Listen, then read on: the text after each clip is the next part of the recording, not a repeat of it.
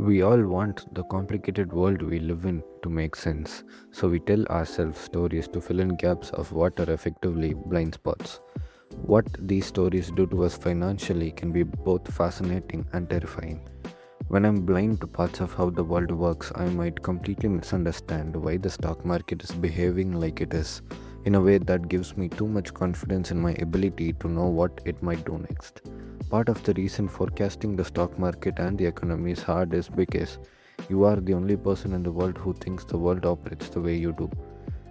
When you make decisions for reasons that I can't even comprehend, I might follow you blindly into a decision that's right for you and disastrous to me. This, as we saw in chapter 16, is how bubbles form. Coming to terms with how much you don't know means coming to terms with how much of what happens in the world is out of your control, and that can be hard to accept. Think about market forecasts. We're very bad at them. I once calculated that if you just assume that the market goes up every year by its historic average, your accuracy is better than if you follow the annual forecast of the top 20 market strategists from large Wall Street banks. Our ability to predict recessions isn't much better, and since big events come out of nowhere, forecasts may do more harm than good, giving the illusion of predictability in a world where unforeseen events control most outcomes. Carl Richard writes, risk is what's left over when you think you've thought of everything.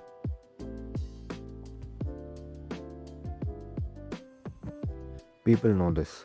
I have not met an investor who genuinely thinks market forecasts as a whole are accurate or useful, but there's still tremendous demand for forecasts in both the media and from financial advisors. Why? Psychologist Philip Tetlock once wrote, we need to believe we live in a predictable, controllable world, so we turn to authoritative sounding people who promise to satisfy that need. Satisfying that need is a great way to put it. Wanting to believe we are in control is an emotional itch that needs to be scratched, rather than an analytical problem to be calculated and solved. The illusion of control is more persuasive than the reality of uncertainty, so we cling to stories about outcomes being in our control. Part of this has to do with confusing fields of precision with fields of uncertainty. NASA's New Horizons spacecraft passed by Pluto 2 years ago.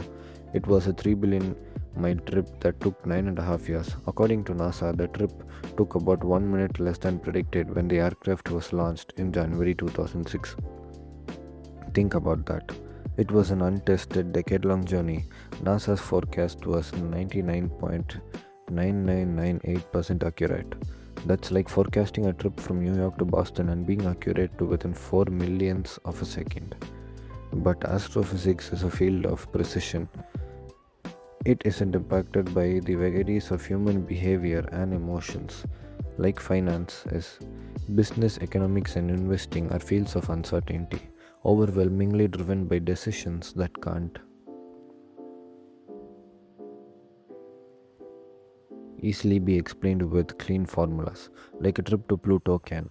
But we desperately want it to be like a trip to Pluto because the idea of a NASA engineer being in 99.9998% control of an outcome is beautiful and comforting.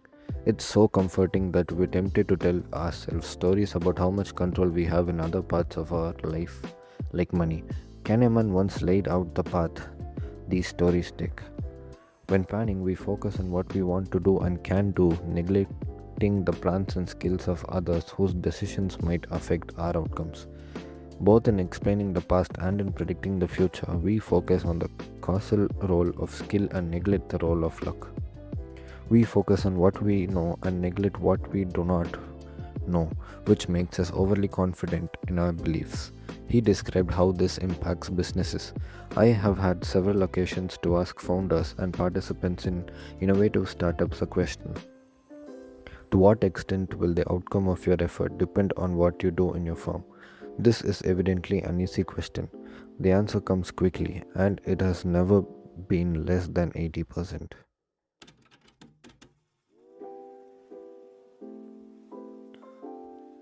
Even when they are not sure they will succeed, these bold people think their fate is almost entirely in their own hands. They are surely wrong. The outcome of a startup depends as much on the achievements of its competitors and on changes in the market as on its own efforts.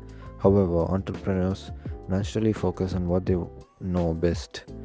their plans and actions, and the most immediate threats and opportunities, such as the availability of funding. They know less about their competitors and therefore find it natural to imagine a future in which the competition plays little part. We all do this to some extent, and like my daughter, it doesn't bother us a bit. We don't wander around blind and confused. We have to think the world we operate in makes sense based on what we happen to know. It would be too hard to get out of bed in the morning if you felt otherwise.